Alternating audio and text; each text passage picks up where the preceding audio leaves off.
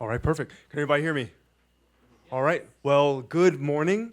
It's great to see some familiar faces and, of course, some new ones. My name is Leland Lazarus. I'm the Associate Director for Florida International University's Gordon Institute for Public Policy. It's basically a think tank that's connected to this university that is in Miami. It's one of the 10 largest universities in the country of the United States, of course. And it's the fourth best public university in the United States. Don't take my word for it. Take the Wall Street Journal's word for it. You want to introduce yourself? Hello, everyone. My name is Alexander Gocso. I'm a research coordinator with the Jack Gordon Institute. I work a lot on our data collection and visualization, and now research with Leland on the Chinese problem set at our institute. I know that our time is very short, and so we're just going to get right into it. So I'm going to start off with a story. Back in May of this year, the Chilean police busted a operation. It's called Operation Southern Dragon Dynasty. It was a multi-month and even actually multi-year operation where they were able to infiltrate the Bang de Fujian, which is, of course, a gang that was operating in Chile. This is a picture of what they saw. This is at the top of a karaoke bar where they found a whole bunch of illegal marijuana plants being grown, also thousands of dollars and weapons. And I start off with this story because it shows the difficulty with which a lot of Latin American and Caribbean law enforcement agencies are having in trying to get after a growing problem in the region, which is Chinese illegal activities within Latin America and the Caribbean. And so over the course of several months, Alex and we did research and gave a report about this growing trend, and it's called Triads, Snakeheads, and Flying Money, the Underworld of Chinese Illegal Activities in Latin America and the Caribbean. I gave some of the physical copies here, but you can also use this Arwema if you wanted to see it. Now, we focused on 4 areas in particular. One is, of course, the fentanyl, which everyone is very familiar with. Chinese factories selling fentanyl precursors to Mexico and Mexican cartels, turning that into very potent fentanyl that's killing 70,000 Americans last year. We also focused on money laundering. We also focused on wildlife trafficking and human smuggling as well. And so we'll get into each of those 4 areas. But first, I wanted to give a little bit of the history of the Chinese diaspora within Latin America and the Caribbean. This diaspora has been around since the 1800s, right? After the Opium War, right? When the British beat the Qing dynasty, which precipitated massive migration to, of course, Southeast Asia, but also to Latin America and the Caribbean.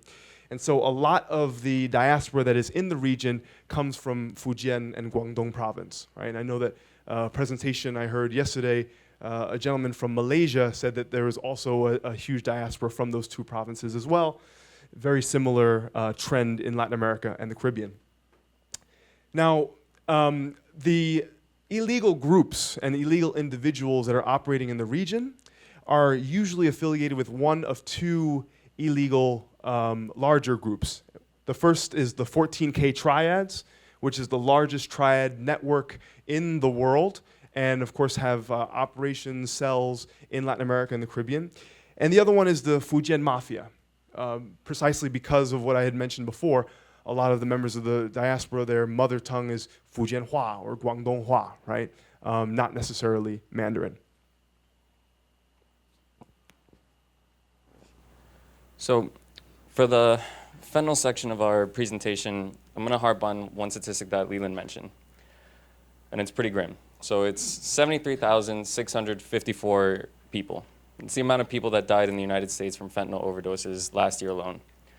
To put that number into perspective, it comes out to a little bit over 202 people per day. And that's just a bit more than the average 737 airplane holds. So to kind of get in your head, if for 365 days one of these airplanes crashed and everyone died, it still wouldn't be the same amount as the amount of people that died from fentanyl overdoses. So the impact on the United States is baffling, not to mention the impact from these illicit groups that operate in the region. Within our research, we found that Chinese regulations on fentanyl and fentanyl precursors were less than transparent, as with many other aspects of Chinese law. Beijing's 2019 designations of fentanyl precursors as scheduled drugs really didn't do much, if anything at all, to stem the flow of the precursors and the drug into Central America and Mexico and up into the United States. And so Chinese manufacturers, so biotechnology, pharmaceutical companies like Wuhan Shuoking Biotech Company, or WSBT, and Suzhou Shaoli Pharmatech Company, these are the key suppliers of these precursor chemicals.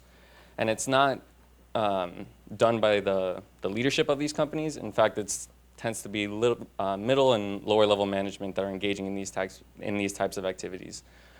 It's a small part of their market share, so when it comes to enforcement and the level of care that these companies actually give, it's pretty minimal. And so they're supplying, the chemicals are called 4-AN-PP and NPP. And these are the ones that are used to manufacture fentanyl as the finished product. But those chemicals are actually, and fentanyl itself is used as a legal painkiller. If you've ever had a surgery and you needed pain regulation, fentanyl is probably the thing that you received. But for these Mexican cartels and other illicit groups in the region, they're using it to make this drug and lace other drugs with it, and astounding profits. The US market, it's as much as $200,000 per kilo of fentanyl, the value that these cartels are getting from it. And so, short of a law enforcement, put this in quotation, invasion into Mexico, the US has responded essentially by imposing sanctions on Chinese individuals and pharmaceutical companies that they've found to be involved in these practices. And this is done by the Department of Justice and the Department of Treasury. And specifically, the Office of Foreign Assets Control actually took pretty significant steps just this year, and in April placed sanctions on those two companies that I had previously listed, so WSBT and SXPC. And they were sanctioned for, I guess, engaging in the trafficking of these chemicals into Mexico. As much as 35 kilograms specifically in 2021.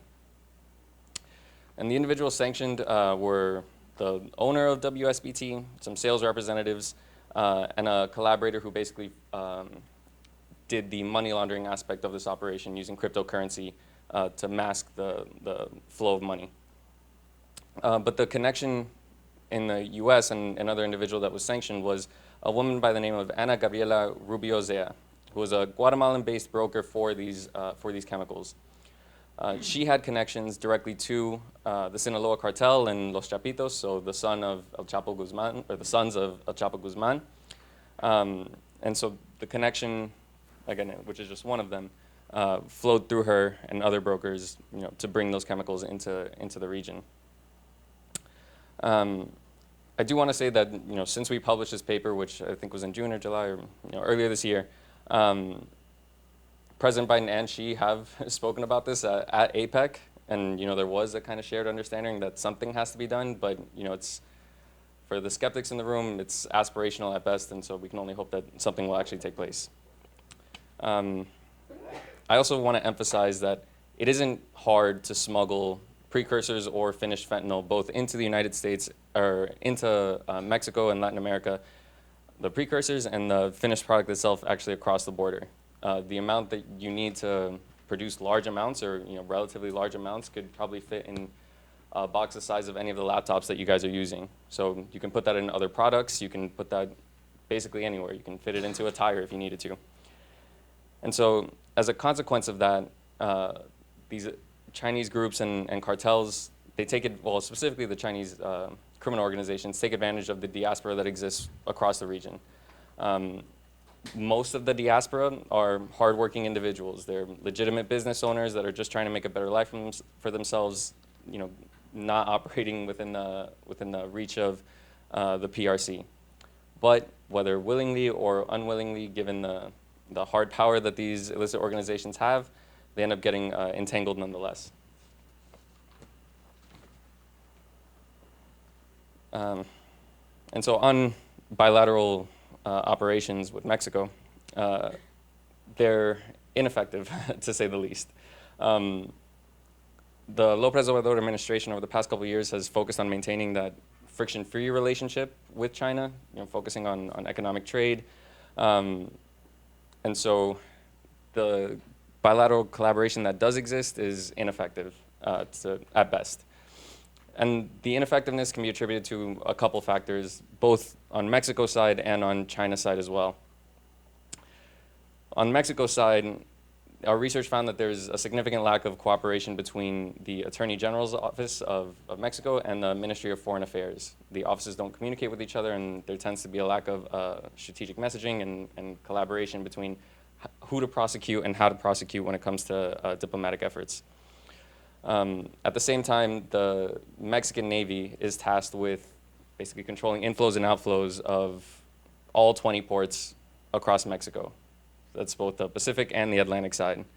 For any armed forces that's not the United States, this is an incredibly difficult undertaking, especially with the amount of trade that goes through Mexico from China or just abroad. There's just too many containers to look through and not enough capacity to do it. China's role has been, what they do whenever they're blamed with a problem, and that's to shift blame. The messaging prior to APEC has essentially been that, this is Mexico's own problem because of the corruption that exists within the law enforcement apparatus. And that's, not wrong. There does exist systemic corruption within their law enforcement, but, it takes two. And so the Mexico and China also spoke at APEC. Again, we'll see what comes out of it. They agreed to some collaboration. I don't know what that looks like in practice, and we're kind of all hoping for the best. And ideally, we get some trilateral collaboration between the US, China, and Mexico because it's affecting all of us. So we'll see what happens. Now we're going to go into the next thing, which is money laundering. Money laundering is probably one of the biggest money makers for these organizations. The Chinese illicit networks that do money laundering are undercutting the money laundering market significantly, whereas the average money launderer scheme takes about 14 to 18% off the top for the amount of money laundered. These organizations, or these Chinese groups, take 1 to 2%, and the money is laundered probably within 2 to 3 days at most. And so when it comes to these cartels getting the money and then using it for stuff, it's just much more beneficial to them to operate through the Chinese than any others. And one of the notable figures that we found when we were doing our research was an individual named Li Zhizhe, who basically led a very sophisticated money laundering operation out of Latin America into the United States. Li's life was marked, like many others in the Chinese diaspora, that eventually got soaked into the world of triads and illicit groups.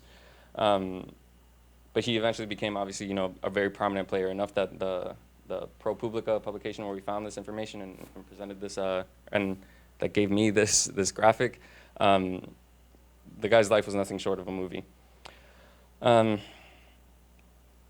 so the method employed by these criminal actors to launder the money is a very complex system. So it uses a legitimate trade to disguise essentially illegitimate financial flows, which involve the importation of goods and services, which are then sold for clean money. And this method isn't unique, and it's actually used by Hamas and Hezbollah in the Middle East under a different term called hawala.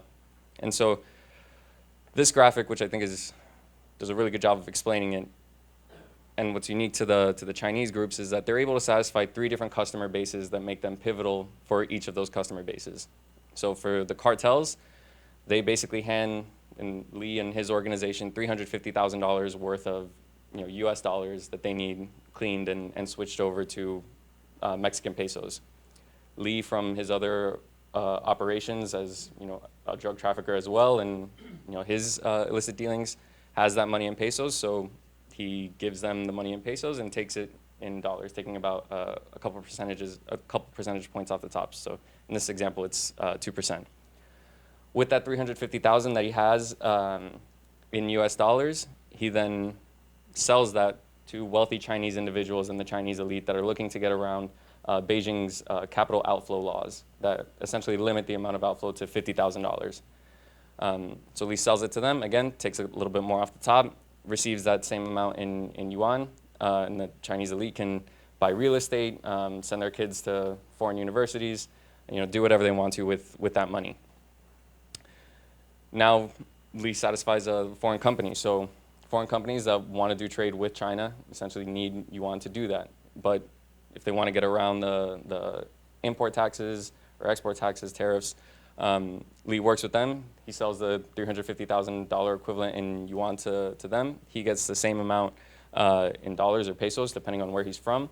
And now all that money has been cleaned. Everybody can make those purchases that they need to. And essentially the law enforcement apparatus is none the wiser.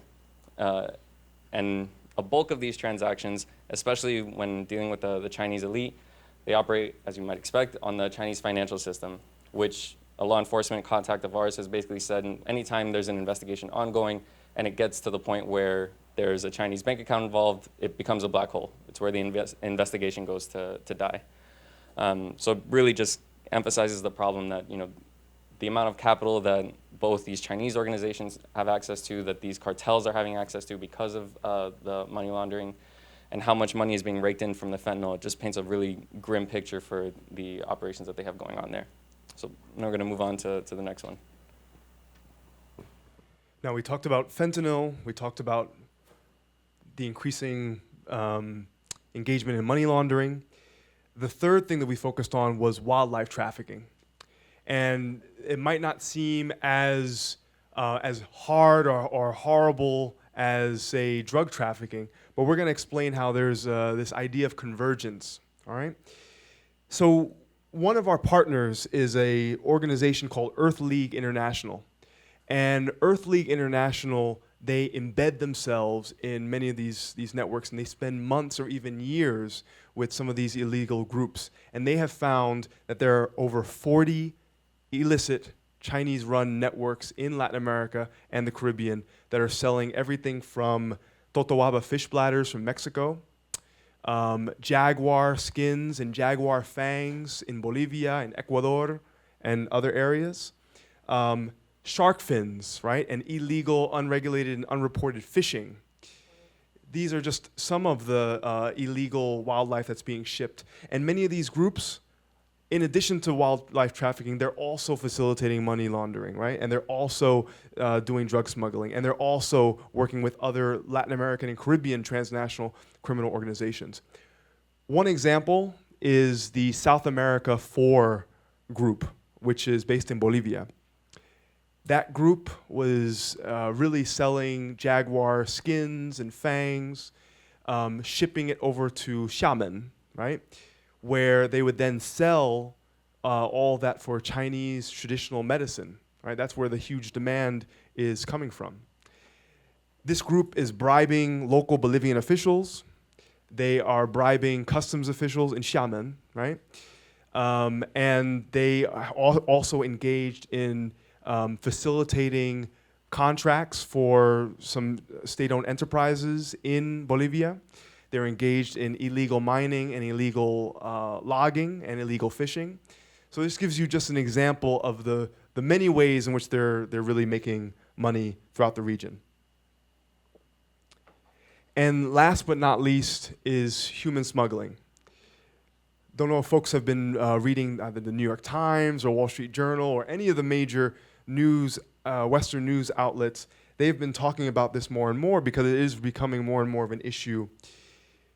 As of a couple of weeks ago, 24,000 illegal Chinese migrants have come to the U.S. southwest border. That is more than all the illegal Chinese migrants over the past 10 years combined. Just think about that. Of course, a lot of this has to do with China's ailing domestic economy, right? The 20% youth unemployment, the housing market that's about to bubble, the bubble that's about to pop at any moment, the growing provincial and municipal debt that's happening, the outflow, of course, foreign direct investment. All of that is causing a perfect storm and causing a lot of middle class and lower class folks in China to find other job opportunities, mostly in Southeast Asia, mostly closer to China, but increasingly coming to the Western Hemisphere. Now, they're relying on a network of these illegal and illicit groups in order to facilitate this. They go online, they go to Weixin, they go to Weibo, right? And they type in either 走线, right, to walk the route, right? Or 润美, right, run to the US. And they can find a step-by-step guide. Hey, this is how you get to this place and that place. They usually scrounge up about $10,000 or so. They fly to Turkey, and then from Turkey, they fly to Ecuador, because Ecuador has a visa-free agreement with China, right? And then from there, they either literally walk all the way through Colombia, through El Tapón de Darién, right? This jungle area between Colombia and Panama, all the way up through Central America, through Mexico, going to Southwest US border. Or they take buses and other routes like that.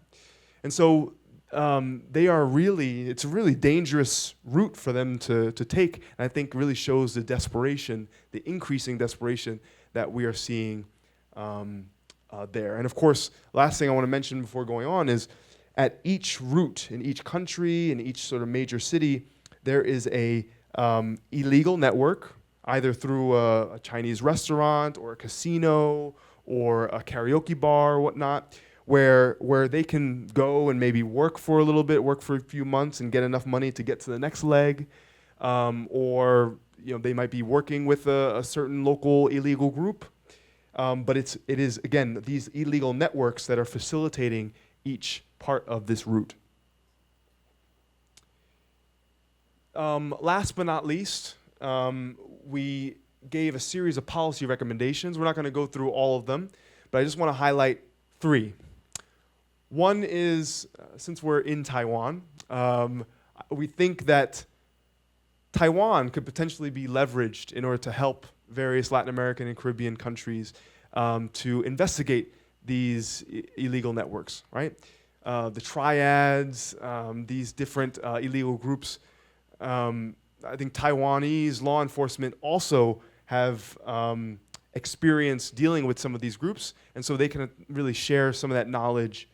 Already, the PRC, Ministry of Public Security, is already helping certain Latin American and Caribbean countries with law enforcement getting after these groups, which may be a net good, but of course opens the door for increased PRC influence, right? So maybe we can leverage Taiwan. The second, of course, is Ecuador. Potentially pressuring Ecuador to either end its visa-free agreement with China, or to revise it, or kind of increase scrutiny for incoming Chinese visitors, right? In order to really make sure that they are journalists. I see we have 5 minutes left. And then last but not least, Alex had mentioned how in the sidelines of APEC, President Biden, President Xi agreed to reestablish a working group on fentanyl. We can only hope that there will be actual action behind that, bringing in, of course, the Mexican government with that as well. So this is our contact information. Of course, that's my email. This is Alex's email. We have about 5 minutes left, and we want to take this time to also show you one more project that we have been working on. Well, while it's loading, I hope we don't get to the blue circle of death the whole time. But if it loads, what you'll see is, in addition to what we've been talking about, Chinese illegal activities, we've also been really looking to capture all Chinese activities within Latin America and the Caribbean. And I see folks here who are all China, Latin America experts, right? We don't want to reinvent the wheel. We aren't reinventing the wheel. What we want to do is really work together, shoulder to shoulder, with all of the experts and networks that already exist in order to really compile a repository and a dashboard that shows all Chinese activities within Latin America and the Caribbean. All right.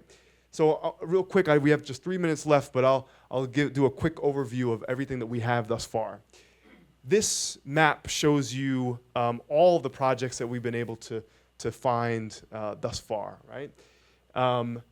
Right here to the left shows all key leader engagements. That's when a Chinese high-level official comes to Latin America and the Caribbean, or vice versa, over every few weeks, every few months. Next. This one, you can scroll out a little bit.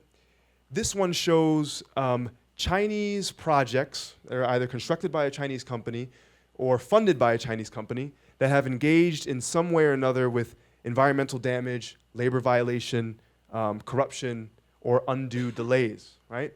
So let's scroll into the famous Coca-Cola Sinclair Dam. Everybody knows about that one? So you could, if we wanted to, right, you can zoom all the way in and see the project, right? This is all using ArcGIS. But you can also click on the project here, and it shows you the year it was built, the kind of infrastructure sector. Here's a project URL with an article or a report or a source showing the alleged violation. It also goes to the background of the company involved, right? Sinohydro. This is Sinohydro's parent company. We cross-reference it with aid data, right, from William and Mary. And we also give examples of other instances of labor violations and stuff like that, not just in this region, but also elsewhere around the world. Next. Oh, you can also, wait, before we move on, you can search by country, you can search by year, you can search by company, and you can search by the kind of violation that you're looking for. Next.